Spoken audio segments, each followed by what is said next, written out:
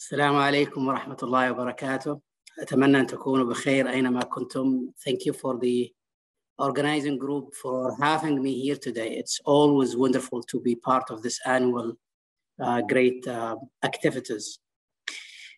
In the next 20 minutes, I'm going to talk about the intravenous thrombolysis for acute ischemic stroke.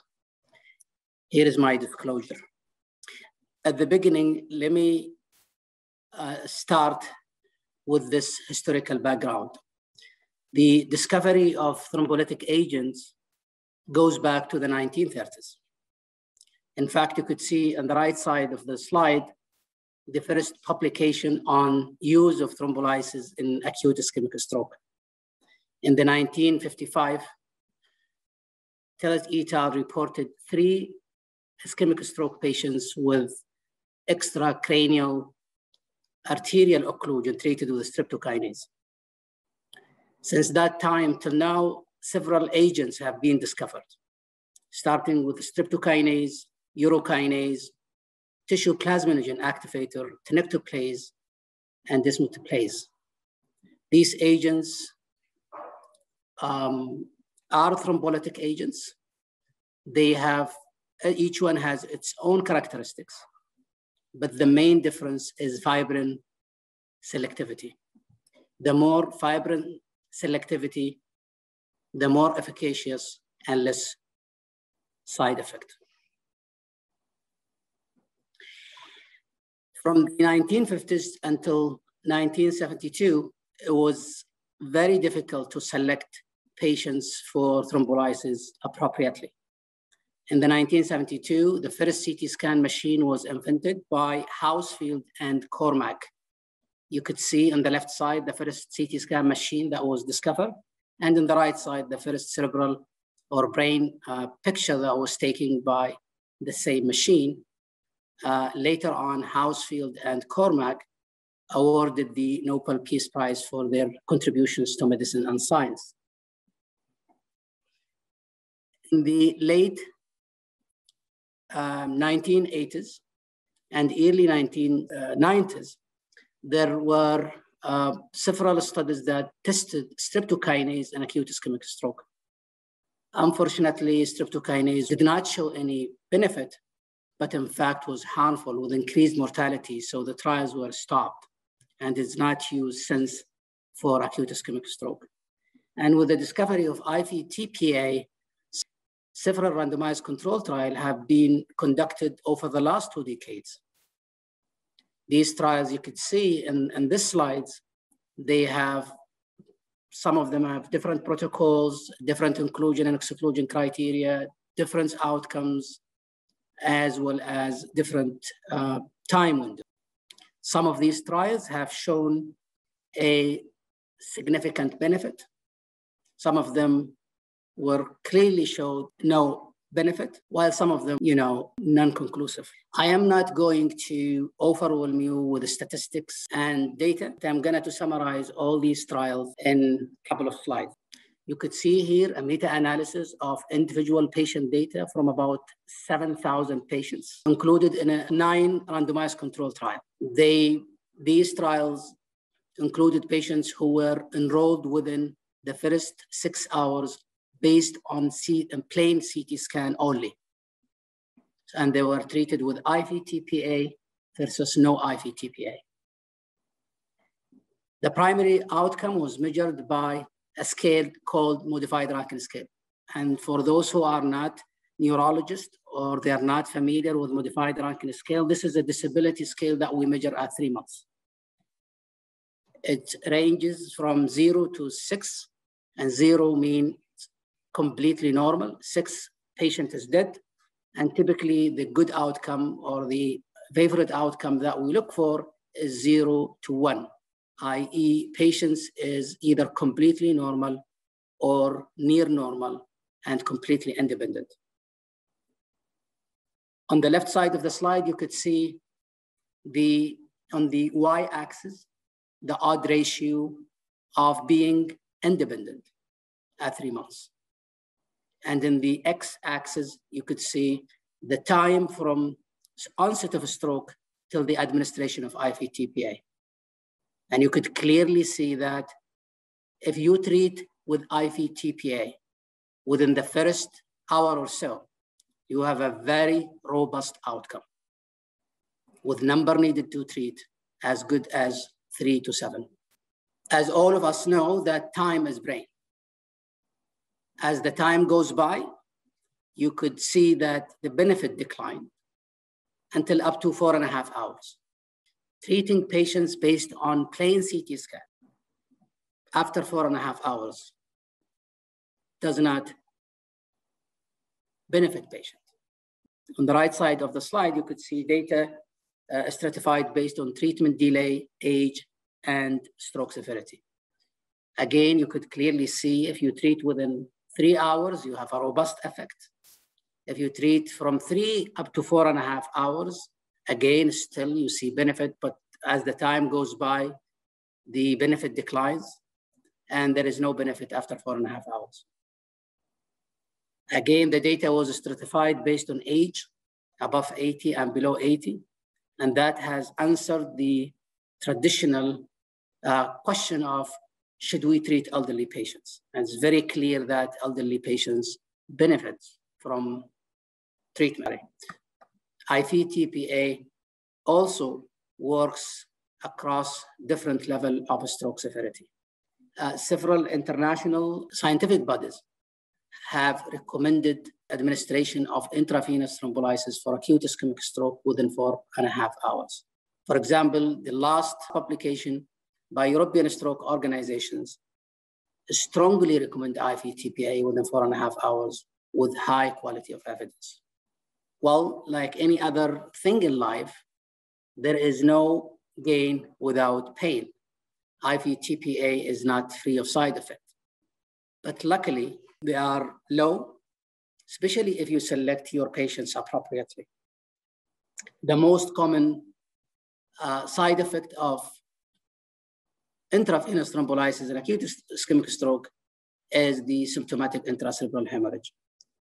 We typically use the number 6%. So if you treat 100 patients, typically 6 out of them will have symptomatic intracerebral hemorrhage. However, this number can go up and down based on several risk factors, include prior use of antiplatelets, severe stroke, uncontrolled blood sugar, uncontrolled hypertension, elderly patients, delayed treatment, and history of hypertension. But the overall risk, as I said, is about 6% and can be as low as 0.4% and could be way higher than 6%. Depends on the presence or absence of these risk factors.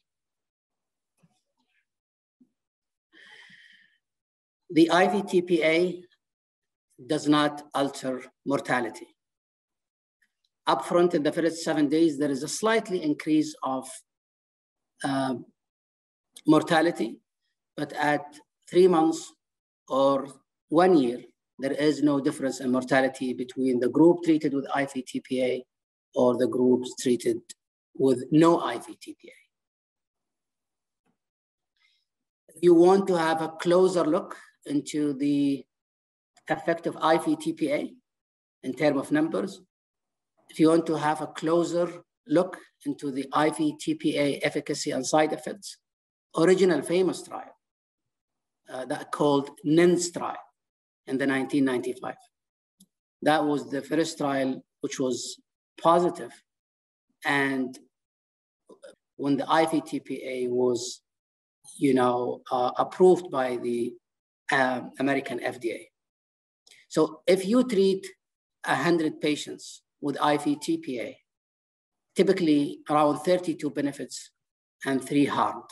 The number needed to treat is about 3 to 8. It has been proven safe, cost-effective, and standard of care. If you want to compare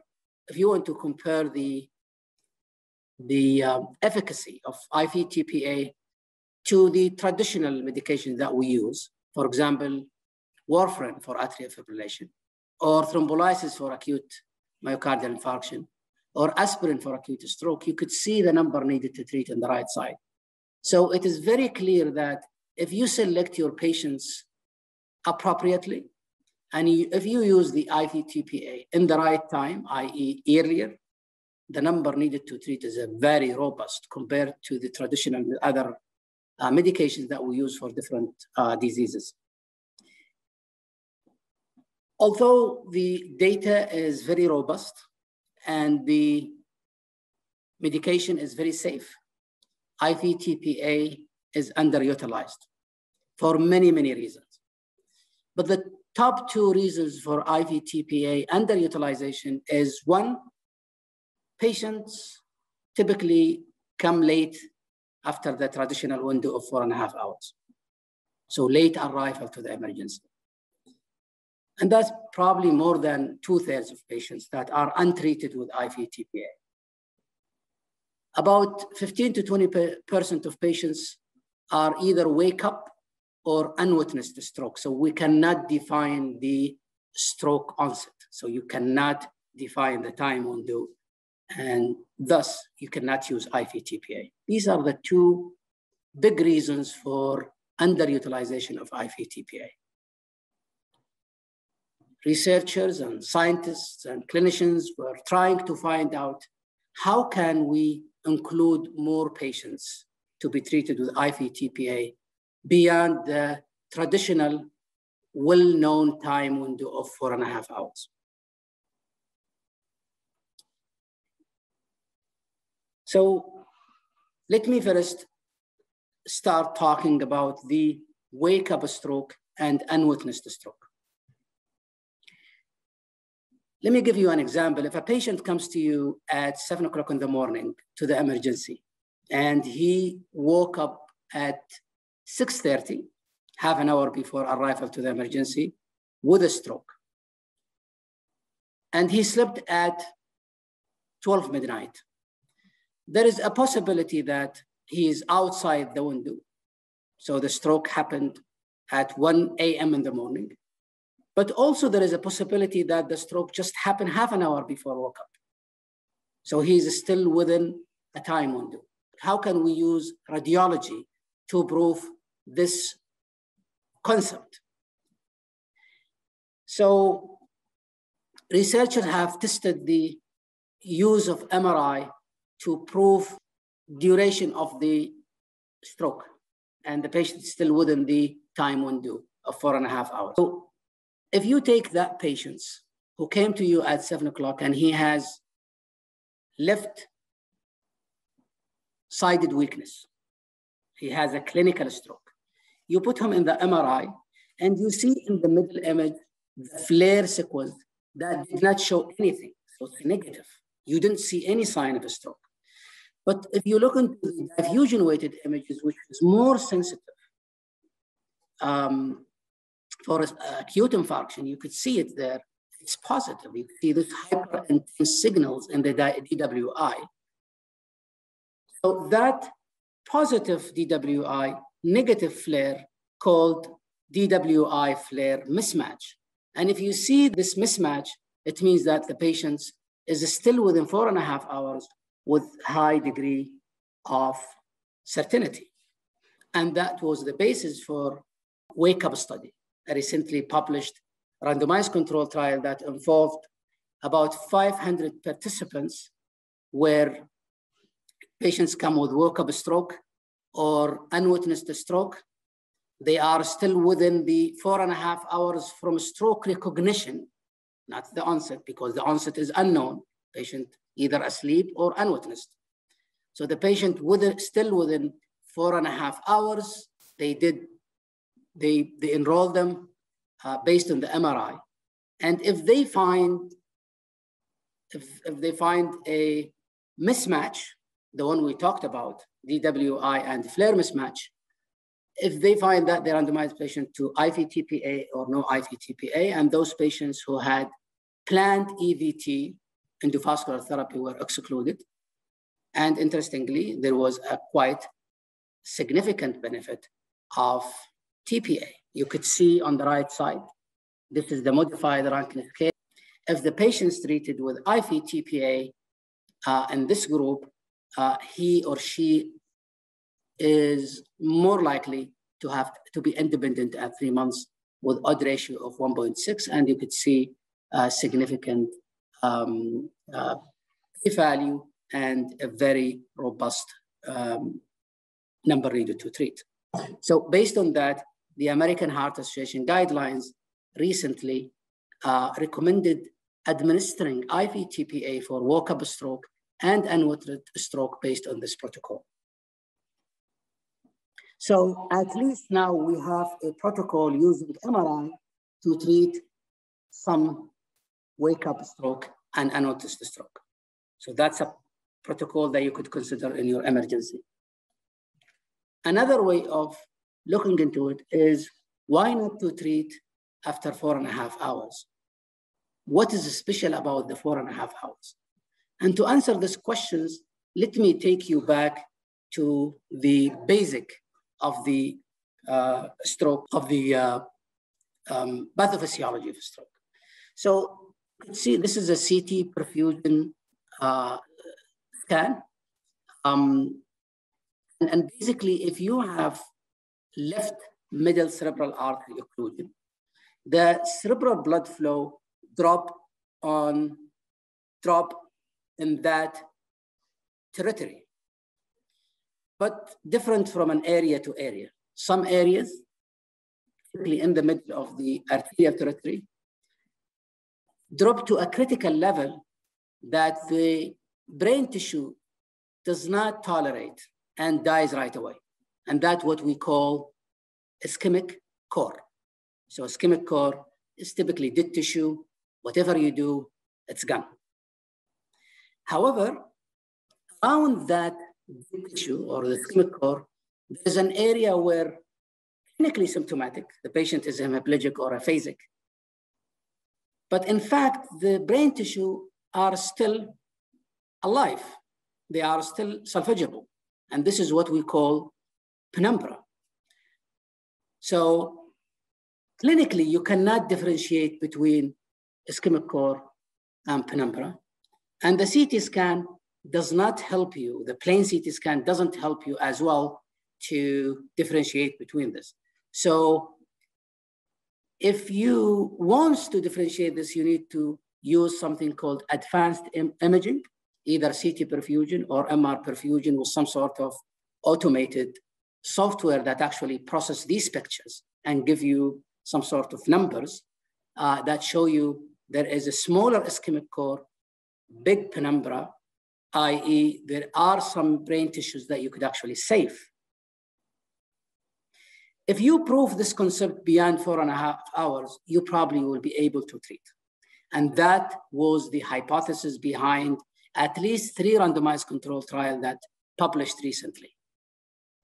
So you could treat within 4.5 hours to 9 hours if you prove that you have a small ischemic core, large penumbra, i.e.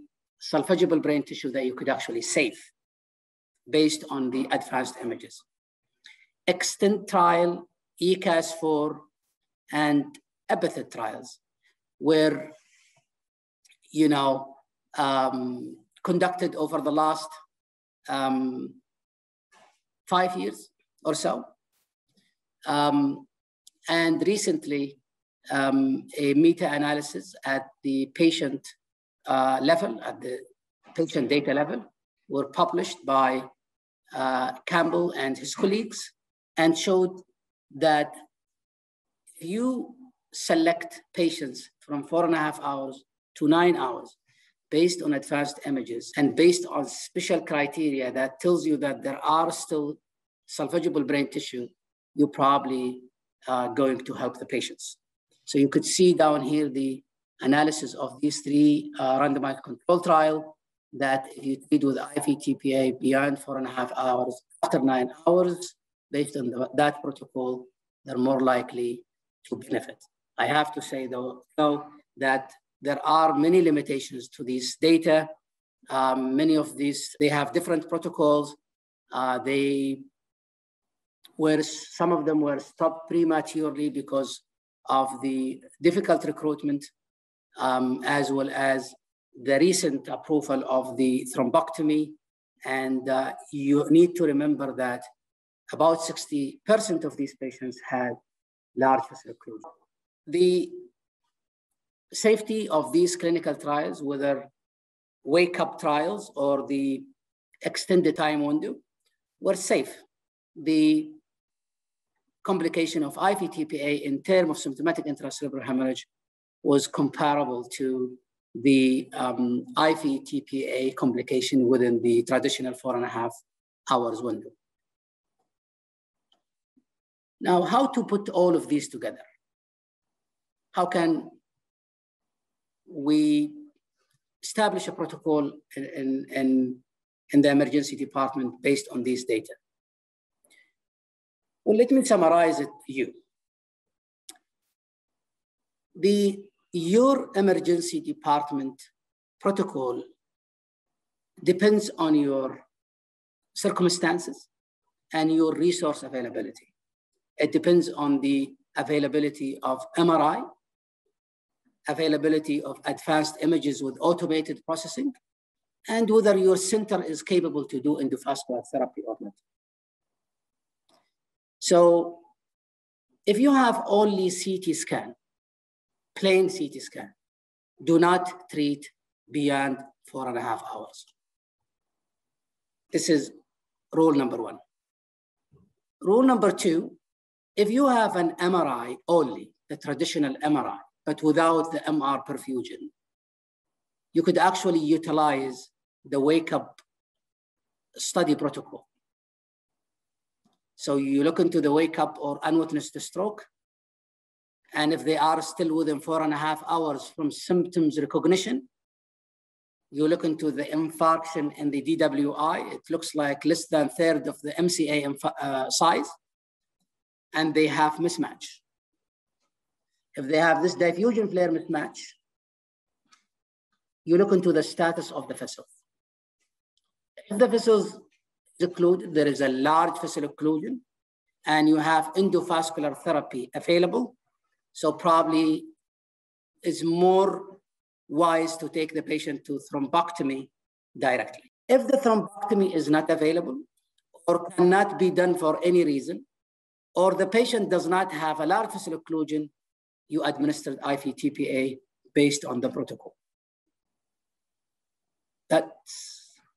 That's one way of addressing the Wakeup and unwitnessed stroke. So the second protocol depends on the presence of the advanced images with automated processes.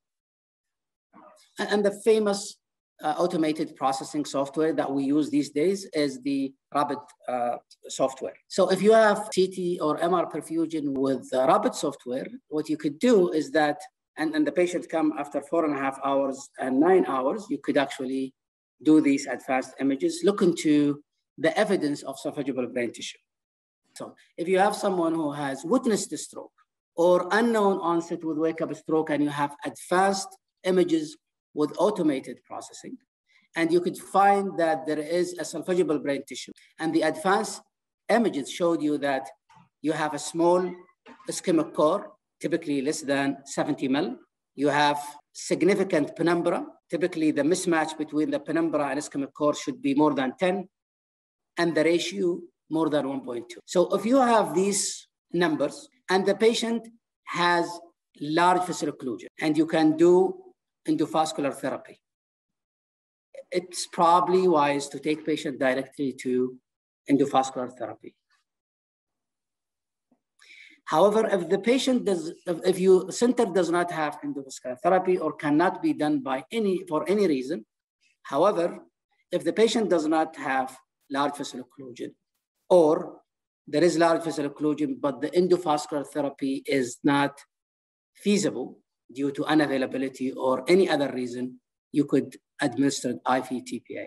I have to say, though, that the evidence there is not strong, and you can see some sort of, disagreement and controversial discussions among stroke neurologists.